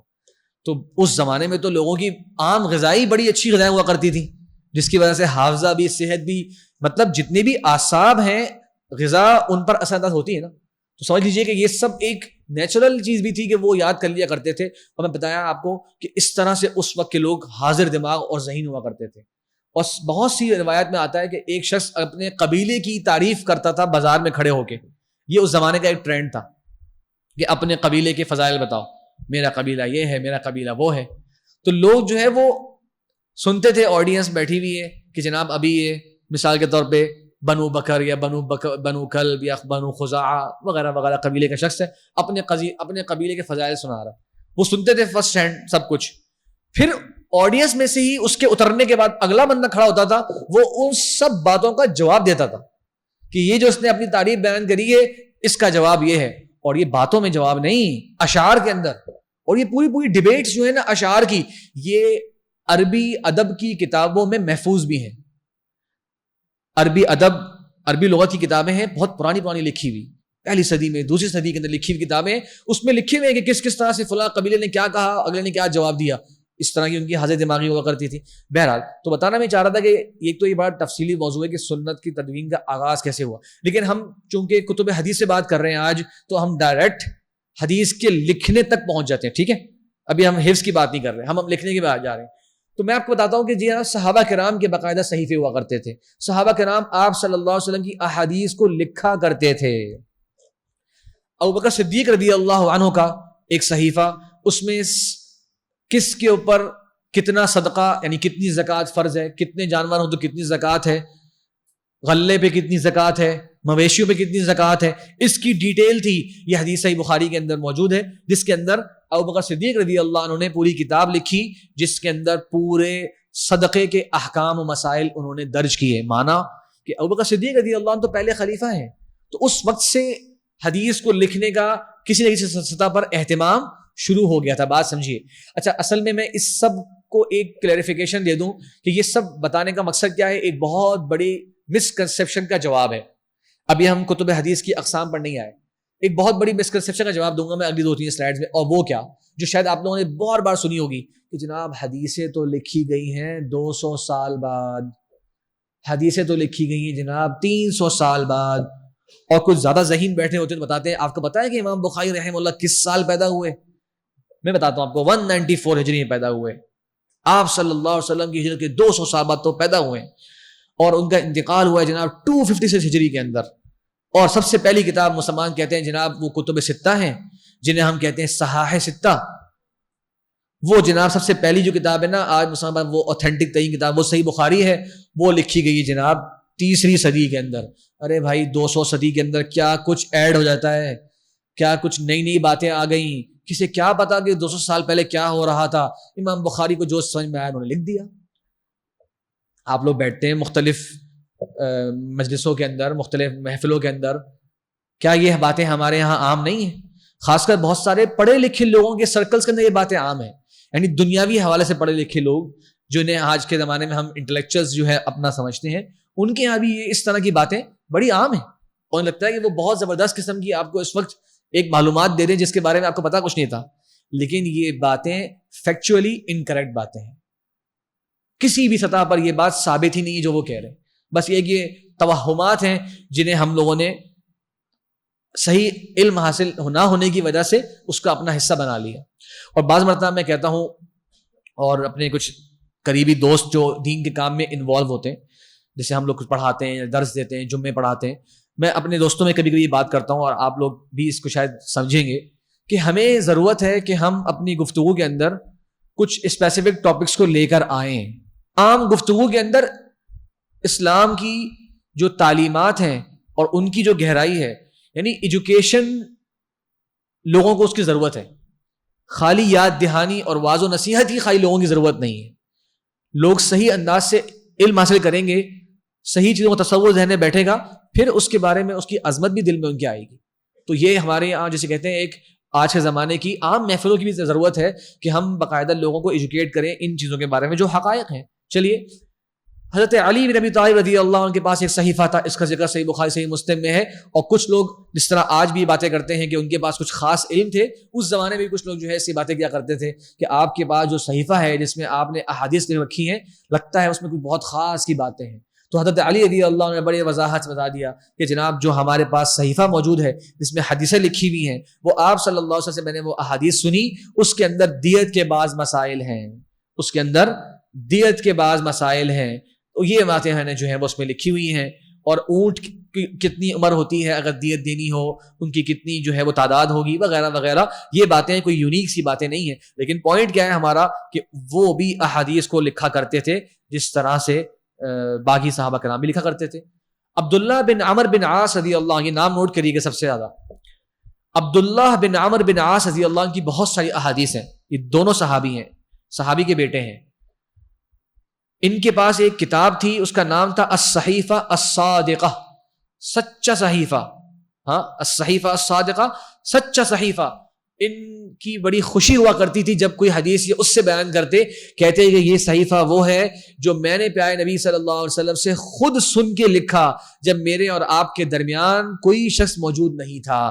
تو اس کی ایک خاص ان کے دل میں مقام مرتبہ ہوا کرتا. تو یہ آپ صلی اللہ علیہ وسلم زمانے میں لکھا کرتے. ایک مرتبہ یہی صحابی آئے، اللہ کے رسول بولا، یا رسول اللہ، کچھ صحابہ کرام اس پہ اعتراض کر رہے ہیں کہ تم اللہ کے رسول کی ہر بات لکھ لیتے ہو. دیکھیے صحابی لکھ رہے ہیں ڈائریکٹ اللہ کے رسول سامنے بیٹھ کر، جبکہ آپ صلی اللہ علیہ وسلم کبھی ناراض بھی ہوتے ہیں، کبھی غصہ بھی ہوتے ہیں، کبھی خوش بھی ہوتے ہیں. کیا پتا کیا بات کیسے کہہ رہے ہو، تم ہر بات لکھ لیتے ہو. تو اللہ کے نبی صلی اللہ علیہ وسلم فرمایا، اکتب، لکھو اے عبداللہ، فوالذی نفسی بیدہ، اس رب کی قسم جس کے ہاتھ میں میری جان ہے، میری زبان سے حق کے علاوہ کچھ اور نہیں نکلتا، میری زبان سے حق کے علاوہ کچھ اور نہیں نکلتا. یہی آپ صلی اللہ علیہ وسلم کے صحابی تھے جو ہر بات لکھ لیا کرتے تھے. یہ میں نے کہا اور بھی صحیفے ہیں. انس بن مالک رضی اللہ عنہ آپ کے خادم تھے، آپ کے پاس صحیفہ تھا. اچھا، یہ میں آپ کو ایک ریسرچ کا خلاصہ بتا رہا ہوں کہ اگر صحیفوں کی تعداد جو صحابہ کرام نے لکھی، میں فوکس کر رہا ہوں اس بات کے اوپر کہ صحابہ کرام نے لکھی، امام بخاری سے بہت پہلے صحابہ کرام، یہ تو ہر ایک کا ماننا ہے، ان کی تعداد 20-25 سے زیادہ ملتی ہے. اور حدیث کی کتابوں میں جن صحیفوں کا ذکر ہے وہ تعداد بھی 15 تک پہنچتی ہے. اور جن صحیفوں کو ہم اوتھینٹک چینز کے ساتھ نریٹ کر سکتے ہیں کہ اس کے بارے میں صحیح احادیث جو میں نے لکھی ہوئی 5 آپ کے سامنے، 11 صحابہ کرام کے صحیفوں کے بارے میں باقاعدہ صحیح احادیث موجود ہیں کہ ان 11 کے باقاعدہ حدیثوں کے صحیفے ہوا کرتے تھے پیارے نبی صلی اللہ علیہ وسلم کے زمانے میں. تو یہ دیکھیے آپ بات. تو یہ میں آپ کو ایک ریسرچ کا جو ہے وہ خلاصہ بیان کر رہا ہوں کہ صحیح احادیث کے ساتھ 11 صحابہ کرام کے صحیفے باقاعدہ ثابت ہیں. تابعین کے زمانے میں بھی مختلف صحیفے تھے. میں خالی ایک پہ بات کروں گا، پہلے والے پہ، اور یہ بڑی دلچسپ بات ہے آپ کے لیے. ایک تابعی ہے، ان کا نام ہے حمام ابن منبہ الصنعانی، جو نام لکھا ہے پہلا. یہ روایت کر رہے ہیں ڈائریکٹ ابو ہریرہ رضی اللہ عنہ سے، اور یہ سب احادیث انہوں نے خود لکھی آپ ابو ہریرہ رضی اللہ عنہ سن کر. تابعی انہیں کہتے ہیں، آپ جانتے ہیں، جو صحابہ کرام کے اسٹوڈنٹس ہوتے ہیں. اس کے اندر یہ میں نے لکھا ہوا عربک میں ہے، اس کے اندر 138 احادیث ہیں. 138 حدیثیں حضرت حمام بن منبہ الصنعانی رحمہ اللہ نے لکھی ابو ہریرہ رضی اللہ عنہ سے سن کر. اور یہ 138 پوری کی پوری مسند احمد حدیث کی کتاب ہے، اس کا تعارف ابھی انشاءاللہ آئے گا، اس کے اندر موجود ہے. 138 احادیث مسند احمد کے اندر پوری کی پوری موجود ہیں. اور یہ الگ سے چھپ چکی ہیں اور پوری کی پوری موجود بھی ہیں, اور ان کے کچھ مینواسکرپٹس بھی جو ہیں وہ حدیث کی لائبریریز کے اندر موجود ہیں. تو بتانے کا مقصد یہ ہے خالی آپ کو کہ جناب صحابہ تابعین کے زمانے میں احادیث باقاعدہ لکھی گئیں, تو یہ جو بات ہم سنتے ہیں کہ احادیث تو جناب 200-250 سال بعد لکھی گئیں, یہ غلط جملہ ہے. اب میں آپ کو اس کی ایک اور دلیل دیتا ہوں. آپ کہیں گے جناب یہ تو صحیفوں کے مختلف نام ہم نے پڑھ لیے. اچھا یہ کیا دلیل ہے اس کی؟ یہ ہے قدیم ترین مطبوعہ کتب حدیث. مطبوعہ سے پتہ کیا مراد ہے؟ مطبوعہ سے مراد ہے کہ پبلشڈ, پرنٹڈ, آج ہمارے اس درمیان موجود ہے. ایسا نہیں ہے کہ ہم خالی پڑھ رہے ہیں کہ جناب وہ صحیفے تھے, وہ تم نے بتا دیا آپ کو اوتھینٹک سورسز سے, لیکن یہ باقاعدہ حدیث کی پرنٹڈ کتابیں موجود ہیں جو پرنٹ ہوئی ہیں اپنے اوریجنل مینواسکرپٹس کی روشنی میں. مینواسکرپٹ تصور انشاءاللہ آپ کو میں دیتا ہوں مزید تفصیل کے ساتھ, انشاءاللہ اسے کچھ نسخے بھی آپ کو دکھاؤں گا میں, کیونکہ 3 دن ہے, سب چیزیں ایک دن میں تو نہیں ہو سکتی. تو بتانے کا مقصد یہ ہے کہ یہ کتابیں ایسے نہیں چھپی مطلب سمجھیں کہ جناب کسی نے بتایا کہ یہ حدیثیں ہیں آگے پہنچ گئی, نہیں, باقاعدہ یہ حدیث کی کتابیں تھیں, ان کے ہاتھ کے لکھے ہوئے قلمی نسخے تھے. مینواسکرپٹس مطلب مخطوطات, مخطوطات مطلب ہوتا ہے کہ ہاتھ سے لکھا ہوا خط. یہ کتابیں پبلش ہو چکی ہیں, آج مارکیٹس کے اندر موجود ہیں. ان کے نام خالی بتاتا ہوں آپ کو جو پبلش کتابیں ہیں. اور یہ میں جمع جو کری ہے لسٹ, یہ میں نے خاص جمع اس طرح سے کری ہے کہ یہ سب کتابیں صحیح بخاری سے پہلے کی کتابیں ہیں. توجہ ہے آپ سب کی انشاءاللہ. ابھی جو کتابوں کے نام آپ دیکھیں گے یہ پبلشڈ ہیں, آپ کو ان کی PDF نیٹ میں مل سکتی ہیں, میرے پاس بھی موجود ہیں. میں بہت بڑی بڑی جو ہے وہ چیزیں لے کر آیا ہوں, لیکن وہ سب ڈیجیٹل فارم کے اندر ہے, مطلب لائبریریز کے اندر. تو ماشاءاللہ الہدا کے اندر بھی جو ہے یہاں پر ایک بڑی اچھی حدیث کی لائبریری ہے. آپ لوگ چاہیں تو ان کتابوں کو باقاعدہ دیکھ بھی سکتے ہیں. وہاں پر اکثر کتابیں جو یہاں پہ میں دکھاؤں گا آپ کو یہ موجود ہے باقاعدہ لائبریریز کے اندر. یہ سب کی سب صحیح بخاری سے پہلے لکھی ہوئی کتابیں ہیں. پہلی کتاب کا نام جو لکھا ہوا ہے میں نے, یہ 2-3 سال پہلے پرنٹ ہوئی ہے ابھی. عبد الملک بن عبد العزیز بن جریج, یہ حدیث کے راوی بھی ہیں. نوٹ کیجئے ان کا سن وفات کیا ہے, کب ان کا انتقال ہوا. 150 ہجری کو ان کا انتقال ہوا. دوسری کتاب ہے جامع معمر بن راشد البصری, ان کا انتقال ہوا ہے 153 ہجری کو. مطلب دوسرے لفظوں میں سمجھ لیجئے کہ ان کے اور آپ صلی اللہ علیہ وسلم کی وفات کے درمیان 140 ایئرز ہیں وفات. یعنی یہ تابعین کے زمانے کی شخصیات ہیں. یعنی ان کے اور آپ صلی اللہ علیہ وسلم کے درمیان اکثر و بیشتر 2 لوگ ہوتے ہیں, ایک ان کے استاد, دوسرے صحابی, اور بعض مرتبہ 3 لوگ ہوتے ہیں. اکثر 2 یا 3 لوگ سے زیادہ ان کے اور اللہ کے رسول کے درمیان لوگ ہیں ہی نہیں. اچھا یہ ہے جامع معمر بن راشد بصری, میں نے لکھا ہوا ہے اس کے اندر 1645 حدیثیں ہیں, اور یہ کتاب پرنٹڈ ہے. مصنف عبد الرزاق مشہور کتاب ہے, اس کے ساتھ پرنٹ ہوئی ہوئی یہ کتاب. تیسری کتاب بہت اہم ہے اور بہت مشہور ہے, مجھے امید ہے آپ سب نے نام سنا ہوگا. کبھی کبھار وہ صحائح ستہ کا نام اتنا کامن ہو گیا کہ یہ نام بھول جاتا ہے ہمیں, اور وہ ہے موطا امام مالک. امام مالک کی کتاب الموطا. ان کا تعارف مزید بھی انشاءاللہ آگے آئیں گے. سوچئے امام مالک بن انس جو کہ مدینے کے بڑے امام تھے, ان کا انتقال ہوا ہے 179 ہجری کو. امام بخاری سے پیدا ہونے سے بھی پہلے ان کا انتقال ہو چکا تھا, اور یہ تابعین کے شاگردوں میں سے ہیں, تبع تابعین میں سے ہیں. بے شمار تابعین سے انہوں نے علم حاصل کیا امام مالک نے, اور یہ مدینہ کے رہنے والے تھے. مطلب ان کے اور نبی کریم صلی اللہ علیہ وسلم کے درمیان بے شمار مقامات پر خالی 2 لوگ ہوتے ہیں, اور وہ 2 لوگ کون ہیں؟ انتہائی کریڈیبل لوگ, انتہائی اونچے درجے کے حفظ, تقوی, ایمان کے مقام والے لوگ. اور دوسرا تو صحابی ہیں جو کہ آپ صلی اللہ علیہ وسلم شاگرد ہیں. تو ان کے استاد ہوتے ہیں, ان کے استاد صحابی ہی ہوتے ہیں. یہ اوتھینٹک ترین کتابوں میں سے ہے, اور یہ موطا امام مالک آج پرنٹڈ ہے. بلکہ میں آپ کو بتاؤں معلومات کے لیے, یہ بہت ساری مختلف نریشنز کے ساتھ ہم تک پہنچی ہے. کیا مطلب نریشنز کا؟ اس کا کانسیپٹ سمجھ لیجیے پہلے تاکہ سمجھ میں آسان ہو. ایک ورڈ آپ سنیں گے بار بار, اگر آپ حدیثی کتابوں کا انشاءاللہ شوق آپ کے اندر بیدار ہوگا کہ جناب یہ کتاب کس روایت کے ذریعے ہم تک پہنچی. مطلب امام مالک رحمہ اللہ کی جو کتاب تھی نا, یہ انہوں نے 40 سال تک پڑھائی ہے. اس سے اندازہ لگائیے آپ, اگر ان کا انتقال 179 میں ہوا ہے اور 40 سال تک اس کو پڑھاتے رہے ہیں, اس کا مطلب یہ کمپائل ہو چکی تھی کب؟ 139 ہجری کو. میرے ساتھ ہیں؟ ان کا انتقال ہوا دیکھیں 179 کو, تو 139 ہجری میں تو یہ کمپائل ہو چکی تھی. آپ کہہ لیں انہوں نے شروع کب کیا ہوگا لکھنا؟ شروع کب کیا ہوگا لکھنا؟ اس سے ہی پہلے. تو یہ پہلی صدی کے آس پاس، یعنی ود ان 100 ایئرز یا 100 ایئرز اور کچھ اس سالوں کے اندر باقاعدہ انہوں نے اتنی بڑی حدیثی کتاب لکھنا شروع کر دی تھی اور لکھ چکے تھے. اور آج یہ 1,500 سے 2,000 کے درمیان حدیثی کتاب آج ہمارے سامنے موجود ہے. اور جب 40 سال تک پڑھاتے رہے تو مختلف شاگرد مختلف وقتوں میں آ کے ان سے اس کتاب کو پڑھتے اور جا کے اپنے اپنے علاقوں میں پڑھاتے.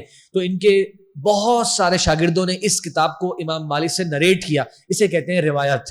تو امام مالک کی کتاب موطا مالک جو ہے یہ ہمیں خالی کسی ایک شاگرد سے نہیں ملی، ان کے بہت سے شاگردوں سے ملی ہے، اور ان میں سے بھی 8-10 شاگردوں سے جو روایت ملی ہے وہ آج الگ الگ کاپیز پرنٹ ہو چکی ہیں. مطلب امام مالک کی کتاب موطا ان کے شاگرد یحییٰ اللیثی کی روایت سے وہ موجود ہے. امام مالک کی کتاب موطا ان کے شاگرد ابو مصعب کی روایت سے وہ موجود ہے. ان کے شاگرد عبداللہ بن یوسف کی روایت سے وہ موجود ہے. ان کے شاگرد وغیرہ وغیرہ یحییٰ بن یحییٰ ہیں وغیرہ وغیرہ، ان کی بہت سے شاگرد ہیں. ہر شاگرد کی الگ الگ کاپی بھی ہمارے سامنے آج پرنٹڈ موجود ہے. میں آپ کو دکھاؤں گا بھی آپ کو. آگے چلتے ہیں. عبداللہ بن مبارک بہت بڑے امام تھے، بہت بڑے مجاہد تھے، زاہد تھے، امام تھے. ان کی کتابیں ہیں، دیکھیے ایک نہیں کئی کتابیں ہیں. کتاب الزہد، کتاب الجہاد، کتاب البر والصلہ، مسند بھی ہے وغیرہ وغیرہ. امام ابو حنیفہ کا نام سب نے سنا ہوا ہے. ان کی ڈائریکٹ تو کوئی کتاب نہیں ملتی، لیکن ان کے 2 قریب ترین شاگرد امام ابو یوسف القاضی اور دوسرے امام محمد بن حسن الشیبانی، ان دونوں کی بہت سی کتابیں آج ہمارے پاس موجود ہیں. ان میں سے حدیث کے تعلق سے یہ 2 کتابیں لکھی ہیں، الآثار ابو یوسف قاضی کی اور الآثار محمد بن حسن شیبانی کی. پھر مسند ابی داؤد طیالسی ہے، یہ 4 جلدوں میں ہے. یہ بہرحال بعد میں جمع ہوئی ہے، لیکن بہرحال اس کے مؤلف جن کی احادیث ہیں وہ پرانے ہیں. اور 8ویں کتاب جو میں لکھی ہے، سب سے بڑی کتاب ہے ان تم میں، وہ ہے مصنف عبد الرزاق الصنعانی. آج یہ 12 جلدوں کے اندر پبلش ہوئی ہوئی ہے. 12 جلدوں کے اندر ضخیم کتاب ہے، اور اس کے اندر میرے بھی یاد جو پڑھ رہے 10,000 سے زائد احادیث و آثار موجود ہیں. دیکھیے 211 کو انتقال ہو چکا تھا. یہ امام بخاری سے پہلے کے سب نام آپ کے سامنے میں نے ذکر کیے. اچھا، اب ہم بالکل جسے کہتے ہیں نا کچھ تمہید اور کچھ اہم باتوں کے بعد جو ہمارا انشاءاللہ اب سے لے کر اینڈ تک ہوگا، جو کہ انشاءاللہ میں امید کرتا ہوں آپ سب کے لیے سب بہت ساری نئی اور سیکھنے کی باتیں ہوں گی، اس پہ بات کرتے ہیں. یہ ہے جناب کتب حدیث کی انواع و اقسام. ٹھیک ہے، کتب حدیث کی انواع و اقسام. اچھا، پہلے آپ یہ سمجھیے کہ کتب حدیث، یا پہلے سمجھیے کہ حدیث کی کتنی اقسام ہیں. آپ ان کے نام نوٹ کیجئے. میں آپ کو ایک قول بتاتا ہوں ایک امام کا، جو آپ کو اندازہ ہو کہ اس میں کتنی وسعت ہے. ابو بکر حازمی رحمہ اللہ بڑے محدث ہیں، ان کی کتاب ہے عجالۃ المبتدی. اس میں فرماتے ہیں، ذرا غور سے سنیے گا، فرماتے کیا ہیں. کہتے ہیں علم الحدیث یشتمل علی انواع کثیرہ. علم حدیث کی بہت سی انواع و اقسام ہیں. علم حدیث کی بہت سی انواع و اقسام ہیں. تقرب من 100 نوع، قریب 100 انواع و اقسام ہیں علم حدیث کی. وَكُلُّ نَوْعٍ مِّنْهَا عِلْمٌ مُسْتَقِلٌ، ہر نوع ایک الگ علم کی حیثیت رکھتا ہے. 100 صرف علم حدیث کی انواع ہیں، اور ایک نوع کے اندر اتنی گہرائی ہے کہ وہ باقاعدہ ایک علم سمجھا جاتا ہے، الگ سے ایک علم قرار دے دیں آپ اس کو. اب سنیے، اور کتنا گہرا علم ہے وہ، ایک نوع، یعنی یہ 100 میں سے جو ایک حصہ ہے اس میں کتنی گہرائی ہے. فرماتے ہیں لو انفد الطالب فیہ عمرہ لما ادرک نہایتہ. اگر ایک طالب علم اپنی زندگی لگا دے اس 100 حصے میں، ہاں جو 100 حصے تھے ان میں سے ایک حصے میں اگر کوئی اپنی زندگی لگا دے، اس کے اینڈ تک نہیں پہنچ پائے گا. آپ سوچئے، یہ اس کی گہرائی اور اس کا تنوع ہے. اس کا تھوڑا سا ورژن ظاہر ہے ان 3 گھنٹوں میں 2-3 دنوں میں آپ کے سامنے انشاءاللہ پیش کرنے کی کوشش ہے. تو آپ اس سے اندازہ لگائیے. یہ ابو بکر حازمی رحمہ اللہ اپنی کتاب عجالۃ المبتدی میں یہ بات فرماتے ہیں. اب آپ نوٹ کیجئے، وہ جو 100 اقسام کی بات کر رہے ہیں وہ ان کے نام اور ان کی ٹائپس اور ہر ٹائپ پہ لکھی ہوئی کتابیں بھی موجود ہیں. سمجھ رہے ہیں؟ 100. ایک بڑی مشہور کتاب ہے علوم حدیث کے اندر، آپ نے ان کا نام سنا ہوگا، امام ابن الصلاح رحمہ اللہ کی کتاب مقدمۃ ابن الصلاح. اس میں تقریباً انہوں نے 65 انواع حدیث پر گفتگو کری کہ یہ علم حدیث کی ٹائپس ہیں. ٹائپس سے مراد سمجھ لیجئے تاکہ آپ کو ذہن میں مزید کلیئر ہو جائے. جیسے آپ بات کرتے ہیں یہ حدیث صحیح ہے، صحیح ہے, یہ حدیث حسن ہے, یہ سنے ہوں گے آپ نے ورڈز, یہ حدیث ضعیف ہے, یہ حدیث مرسل ہے, یہ حدیث منقطع ہے, یہ حدیث موقوف ہے, یہ حدیث مقطوع ہے, ٹھیک ہے, اور بہت سی ٹائپس اس طرح کر کے صرف 65 انواع و اقسام تو مقدمہ ابن صلاح کے اندر موجود ہیں. ابن حجر رحمہ اللہ نے اپنی بہت بیسک سی کتاب ہے ان کی, حدیث کی ٹرمنالوجیز کی بہت مختصر اور بہت معتبر کتاب ہے نخبۃ الفکر کے نام سے, اس میں 100 سے زائد انواع و اقسام بیان کر دی ہیں, جس کی طرف اشارہ کیا مثال کے طور پہ ابوبکر حازمی رحمہ اللہ نے. اب آپ سنیے غور سے, اس ورک شاپ کے اندر میں ان 100 میں سے جو انواع و اقسام کی کتابیں ہیں صرف ٹیکسٹ کو لے رہا ہوں. ایک ٹائپ ہے سند کی کتابیں, یاد کریں میں نے بتایا تھا آپ کو کہ حدیث کی 2 حصے ہیں, سند اور متن. سند سے متعلقہ جتنی انواع و اقسام ہیں تقریباً میں ان کو ذکر ابھی نہیں کر رہا ہوں, صرف متن کو لے رہا ہوں, ٹھیک ہے. اور متن میں بھی میں نے اس وقت صرف 20 انواع و اقسام کو چنا ہے کہ ان کے بارے میں تھوڑی سی آپ کو آگاہی ہو جائے, جو زیادہ مشہور ہیں, جس کے بارے میں زیادہ گفتگو کی جاتی ہے, جو اگر آپ کو معلوم ہوگا تو انشاءاللہ آپ کو حدیث کی کتب کے بارے میں ایک اچھی آگاہی کرائے گی. تو میں خالی یہ گہرائی بیان کرنے کا مقصد یہ ہے کہ ہم لوگ اس بہت بڑے سمندر سے, جسے کہتے ہیں نا, وہ تھوڑا سا گلاس یا 2-3 گلاس یا ایک جگ جو ہے وہ لینے کی کوشش کر رہے ہیں, ورنہ وہ سمندر ہے پورا. چلیے ان کے خالی نام پہلے پڑھتے ہیں, پھر ہم ڈیٹیل میں آئیں گے جتنا وقت آج ہمیں ملتا ہے. نام دیکھیے, کتب المسانید, یہ ایک پوری ٹائپ ہے حدیث کی, اس کے بارے میں بات کرتے ہیں. کیا ہوتی ہیں کتب مسانید؟ مسانید کسے کہتے ہیں؟ کتب الصحاح, یہ آ گیا ذہن میں آپ کے فوراً سے, صحاح ستہ.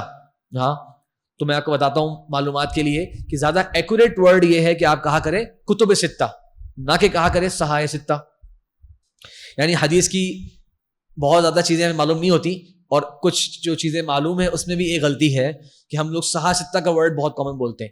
صحاح کا مطلب ہوتا ہے کہ حدیث کی صحیح احادیث. تو ایک بندے کے ذہن میں یہ ہوتا ہے, یا ہو سکتا ہے آپ میں سے کسی ذہن میں یہ بات ہو کہ جناب یہ جو حدیث کی 6 کتابیں ہیں نا, یہ فل اوتھینٹک ہیں, اور ان میں جو بھی حدیث ہے وہ سب کی سب مستند اور معتبر اور قابل عمل حدیثیں ہیں. تو جواب یہ ہے کہ ایسی بات نہیں ہے. جو صحاح ہے, جس کی تمام احادیث صحیح ہیں, وہ صرف بخاری اور مسلم ہے. باقی ابو داؤد, ترمذی, نسائی, ابن ماجہ کی اکثر احادیث قابل اعتماد اور قابل قبول ہیں, لیکن سب کی سب نہیں. ان میں ایک اچھا خاصا حصہ ضعیف احادیث کا بھی پایا جاتا ہے, اور حسن احادیث کا بھی پایا جاتا ہے. اور حسن حدیث درجے کے اعتبار سے بہرحال صحیح کے بعد آتی ہے. یعنی ایک A+ اسٹوڈنٹ ہوتا ہے اور ایک A گریڈ والا اسٹوڈنٹ ہوتا ہے, دونوں اچھے ہی کہلاتے ہیں, لیکن A+ کو ایک اہمیت حاصل ہوتی ہے A کے مقابلے میں. یہ والی بات ہے. تو خیر, کتب الصحاح کون سی ہیں؟ کیا خالی بخاری اور مسلم ہیں صحیح احادیث ہیں؟ اور بھی ہیں. ان کا کیا نام ہے, ان کا کیا جسے کہتے ہیں, ان کی کیا پہچان ہے, بات کرتے ہیں انشاءاللہ. پھر کتب الجوامع ہیں, کتب السنن ہیں, الموطئات, وہی جو موطا مالک ہے, یعنی خالی ایک موطا نہیں, اور بھی موطئات ہیں. مصنفات, جس طرح مصنف عبدالرزاق کا نام پڑھا ہم لوگوں نے, تو مصنفات ہیں. مستخرجات, مستدرکات, تفاسیر ہیں, مسند تفاسیر, احادیث قدسیہ, اور یہ مزید اس کی انواع و اقسام. انشاءاللہ ہم لوگ کوشش کرتے ہیں کہ ان 3 دنوں میں اچھی انداز سے ان سے آگاہی حاصل کریں. چلیے آج ہم لوگ کوشش کرتے ہیں کہ ٹائم جتنا بچا ہے ہمارے پاس کہ ہم لوگ 2 انواع و اقسام میں بات پوری کریں, ٹھیک ہے. پہلی قسم جس میں ہم بات کر رہے ہیں وہ ہے المسانید. توجہ ہے انشاءاللہ سب کی, تھک تو نہیں گئے انشاءاللہ؟ اچھا, المسانید, مسانید جمع ہے مسند کی. اچھا, مسانید کسے کہتے ہیں جناب؟ حدیث کی وہ کتابیں جس میں ہر صحابی کی تمام روایات کو, چاہے وہ کسی بھی ٹاپک سے متعلق ہو, ایک جگہ جمع کر دیا گیا ہو. یعنی ہر ایک صحابی کی احادیث کو الگ الگ جمع کیا گیا. ابھی آپ میں سے میرے اندازہ ہے کہ اکثر لوگوں نے صحیح بخاری, صحیح مسلم کو دیکھا ہوگا, پڑھا ہوگا, کچھ نہ کچھ دیکھا ہوگا اس کو, تو آپ کو آئیڈیا ہوگا کہ کیا ہوتا ہے. شروع میں چیپٹر ہوتے ہیں نا, کتاب الطہارہ, کتاب الصلاۃ, نماز کی احادیثیں, زکوٰۃ کی حدیثیں. دیکھیے مسند میں ایسے نہیں ہوتا. مسند میں کیا ہوتا ہے کہ اس کے رائٹر کا مقصد یہ ہوتا ہے کہ جیسے آپ ابوبکر صدیق رضی اللہ عنہ نا, ان کی تمام احادیث ایک جگہ جمع کر دوں. حضرت عمر رضی اللہ عنہ, ان کی تمام احادیث ایک جگہ جمع کر دوں. یہ دیکھے بغیر کہ اس حدیث کا ٹاپک کیا ہے, وہ طہارت کے بارے میں ہے, وہ زکوٰۃ کے بارے میں ہے, وہ اخلاق کے بارے میں ہے, وہ تقویٰ کے بارے میں ہے. نہیں, میرا مقصد یہ نہیں ہے. میرا مقصد ہے صرف ایک صحابی کی تمام احادیث ایک جگہ جمع ہو جائیں. یہ ہوتی ہیں کتب المسانید. ان کا ایک آسان سا تصور, اچھا لیکن آپ بولیں گے جناب پھر بھی صحابہ کرام کو تو کسی نہ کسی ترتیب میں لے کر آئیں گے نا وہ. اب میں پہلی جلد کھولوں تو مجھے مل رہا ہے ذکر مثال کے طور پہ حضرت الصعب بن جسامہ رضی اللہ عنہ کا, اگلی جلد کھولوں مل رہا ہے ابو طلحہ انصاری رضی اللہ عنہ کا. میں تو گھبرا جاؤں گا, بولوں گا بھائی یہ کیسے معلوم کروں گا کہ کون سے صحابی کی حدیثیں کس جگہ پر ہیں. تو ان ائمہ کرام نے ایک ترتیب کو فالو کیا. وہ ترتیب کیا ہوتی تھی دیکھیے, بعض حروف تہجی کے مطابق چلتے ہیں. مطلب ابی بن کعب کا نام آتا ہے حمزہ سے, میرے ساتھ ہے ابی, تو اس کا مطلب ان کا نام پہلی والیوم میں آ جائے گا, ایسا ہی ہے. ابو بکر الف سے ہے تو پہلی والیوم میں آ جائے گا. اچھا اب دوسرے ہیں مثال کے طور پہ عمار بن یاسر رضی اللہ عنہ, ان کا نام مڈل میں آئے گا کیونکہ عین جو ہے وہ مڈل میں ہوتا ہے. بات سمجھ رہے ہیں؟ اسی طرح مصعب بن عمیر ہے, ان کا نام بالکل اینڈ میں آ رہا ہوگا. سمجھ رہے ہیں نا؟ تو حروف تہجی کے مطابق وہ ترتیب دیتے ہیں. تو آپ کے ذہن میں صحابی کا نام آئے گا, آپ فوراً سے ان کا فرسٹ نیم ذہن میں لے کر آئیے, جناب ان کا نام ہے عبداللہ بن عباس. تو آپ فوراً عین حرف کے اندر آئیں گے, جس طرح ڈکشنری کے اندر ہم تلاش کرتے ہیں ورڈ کو اے بی سی کی طرح سے, اس طرح عربک کی ڈکشنری ہوتی ہے الف با تا سا. تو اسی طریقے سے ان ائمہ کرام نے صحابہ کرام کی احادیث کو اس ترتیب پر رکھا. اور کچھ نے ایک اور ترتیب فالو کری, اس کے لیے تھوڑا سا آپ کو علم والا ہونا چاہیے. اور وہ کیا ترتیب فالو کری جناب؟ جو جتنا پہلے اسلام لے کر آیا ان کو سب سے پہلے ذکر کریں. تو سب سے پہلے اسلام لے کے آنے والوں میں ابو بکر صدیق رضی اللہ عنہ سب سے پہلے ان کی مسند لے کر آئے. اس کے بعد مثال کے طور پہ علی رضی اللہ عنہ, اس کے بعد ان کی, اس کے بعد حضرت خدیجہ رضی اللہ عنہ ہیں, اس کے بعد ان کی. بات سمجھ رہے ہیں؟ تو بے اعتبار سبقت اسلام کون پہلے سب سے پہلے اسلام لے کر آیا, اس سیکوینس کے ساتھ جناب ہم نے اپنی کتابوں کو ترتیب دینا ہے. کچھ نے اس طریقے کو اپنایا اور کچھ نے کہا نہیں جناب, بعض کی نسبت ان کا مقام مرتبہ زیادہ ہے, جیسے کہ آپ صلی اللہ علیہ وسلم کے اہل بیت. تو بنو ہاشم کے جو لوگ ہیں, جو صحابہ کرام ہیں, ان سے کتاب کو آغاز کرتے ہیں. پھر اس کے بعد دیگر جو قبائل جتنے آپ صلی اللہ علیہ وسلم سے قریب تھے, بنو ہاشم سے قریب تھے, اس ترتیب پر لے کے چلتے ہیں. تو یہ ڈفرنٹ ترتیب کے انداز ہیں کتب مسانید کو پیش کرنے کے. اب میں ان کے کچھ نام بتاتا ہوں آپ کو. مسند ابی داؤد الطیالسی, اس کا ذکر پہلے بھی آیا. یہ ہے جناب ہمارے پاس حدیث کا بہت بڑا انسائکلوپیڈیا, بہت بڑی حدیثی کتاب, مسند الامام احمد بن حنبل. اور بتاؤں آپ کو دلچسپ بات آپ کے لیے, یہ امام بخاری رحمہ اللہ کے استاد کے درجے میں بھی ہیں. یعنی امام بخاری رحمہ اللہ نے امام احمد بن حنبل سے احادیث لی ہیں, ان کے استاد کے درجے پر ہیں. اور ان کی جو کتاب ہے جو آج پبلشڈ ہے, اس میں 27,647 احادیث ہیں. 27,647 احادیث. یعنی امام بخاری کی کتاب صحیح بخاری سے تقریباً 9 گنا زیادہ. اس میں اگر ہم لوگ کہہ لیں کہ ان ریپیٹڈ 3,000 حدیثیں ہیں, ریپیٹڈ 7,000 بن جاتی ہیں, تو تقریباً اس سے 9 گنا زیادہ. اچھا, کیونکہ ہم بات کر رہے ہیں مسند کتابوں کی, مطلب صحابی کی, ایک صحابی کی مسند ایک جگہ ہوگی, پھر اگلے صحابی کی, پھر اگلے صحابی کی.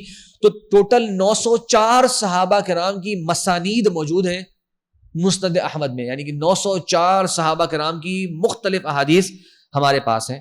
یہ اور بھی کتاب ہے مسند اسحاق ابن راہوی یا راہویا. عرب لوگ جس کو راہویا پڑھ دیتے ہیں اور عجم لوگ جو ہے اس کو راہوی پڑھ دیتے ہیں. اس میں ایک لطیفہ سناتا ہوں آپ لوگ کو ذرا ریلیکس کرنے کے لیے. یہ جو ہے امام بخاری کے استاد ہیں اور ان کی بہت بڑی کتاب ہے یہ مسند, لیکن یہ پوری پائی نہیں گئی. مطلب اکثر حصہ اس کا ہم تک نہیں پہنچ سکا, یا تو مینوسکرپٹس کے اندر ہے یا قدیم زمانے میں جو ہے وہ کہیں ادھر ادھر ہو گیا. ہم تک اس میں حضرت عائشہ رضی اللہ عنہ کی مسند اور بعض صحابہ کی مسند پہنچی ہے, اور یہ بھی جتنی پہنچی ہے وہ 6 والیومز سے پبلش ہوئی ہے. جتنی پہنچی ہے, تھوڑی سی ملی ہمیں, وہ تھوڑی سی 6 والیوم بنی. اچھا, ان کا نام جو ہے نا یہ راہوی ہے. اچھا, یہ فارسی نام ہے, یہ فارسی نام ہے. اور ہمارے استاد ہیں وہ اس کی وجہ تسمیہ بتاتے تھے کہ کیوں ان کا نام پڑا راہوی. اور وہ کہتے تھے کہ جو عرب لوگ کہتے ہیں نا راہویا, وہ صحیح نہیں کہتے, ان کو راہوی بولنا چاہیے, کیونکہ وہ استاد ہمارے افغانستان سے ہیں. وہ یہ کہتے ہیں کہ راہ کہتے ہیں فارسی میں اور اردو میں بھی راستے کو, اور وہی جو ہے وہ تعجب کے لیے لفظ استعمال ہوتا ہے, وہی. تو یہ جو تھے اسحاق ابن راہوی رحمہ اللہ, ان کی پیدائش ہوئی ایک سفر کے دوران ان کی پیدائش ہوئی. تو ان کی والدہ نے جب دیکھا کہ بچے کی پیدائش کا وقت قریب آیا تو وہ بہت تعجب کر کے انہوں نے وہی کا لفظ استعمال کیا.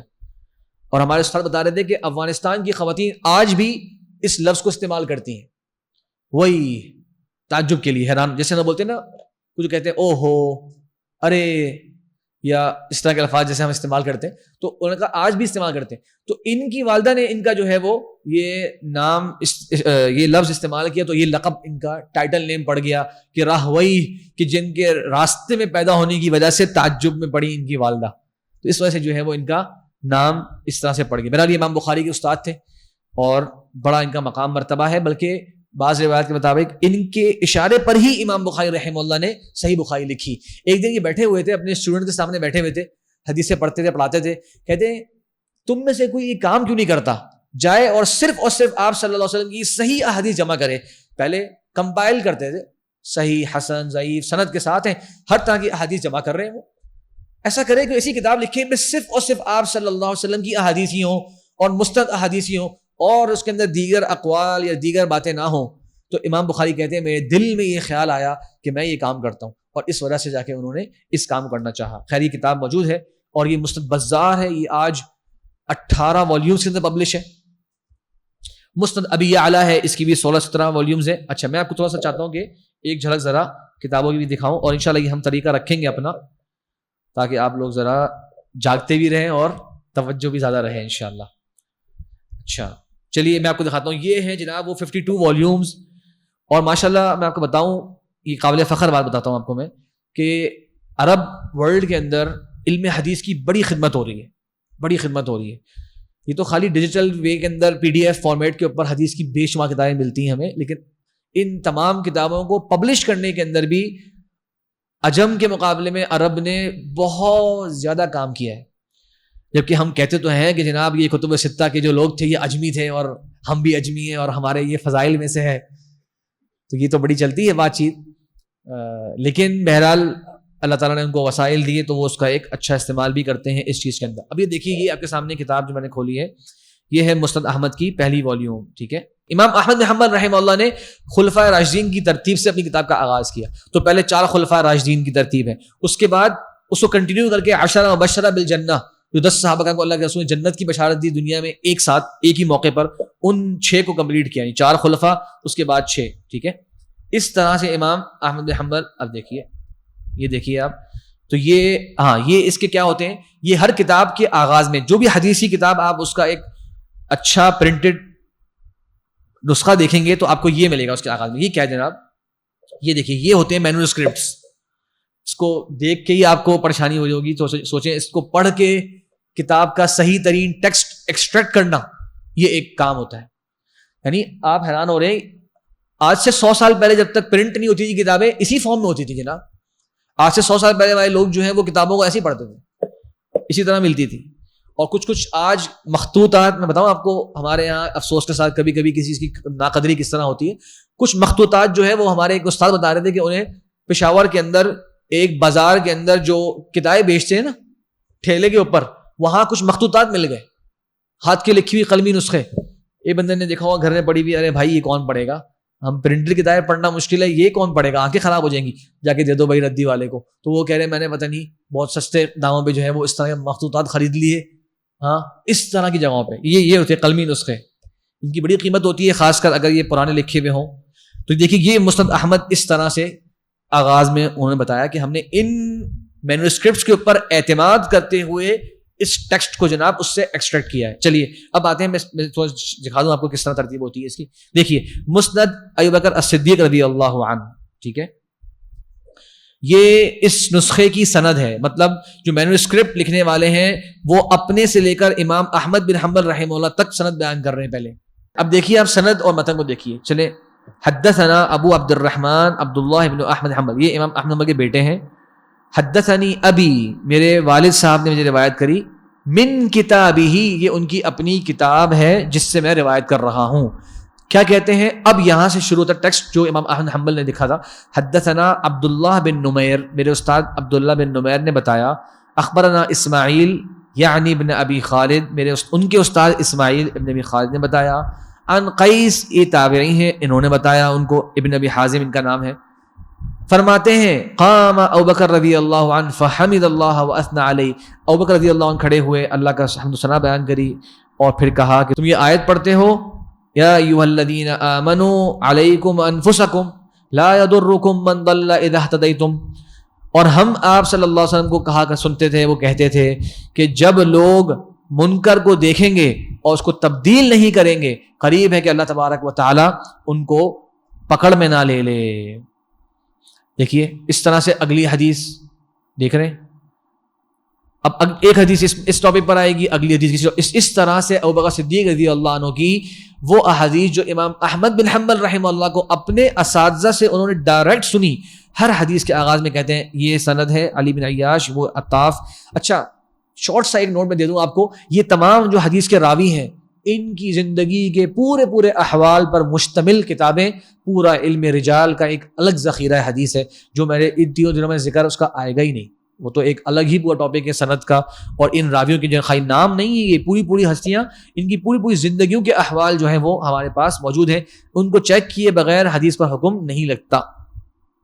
مسانید کی کتابوں پر ہم آج اگر رک جاتے ہیں، امید ہے آپ کا توجہ جو ہے وہ اگر اور دلچسپی قائم رہے گی، تاکہ انشاءاللہ ہم مزید پھر اس کو کل یہاں سے آگے کنٹینیو کریں۔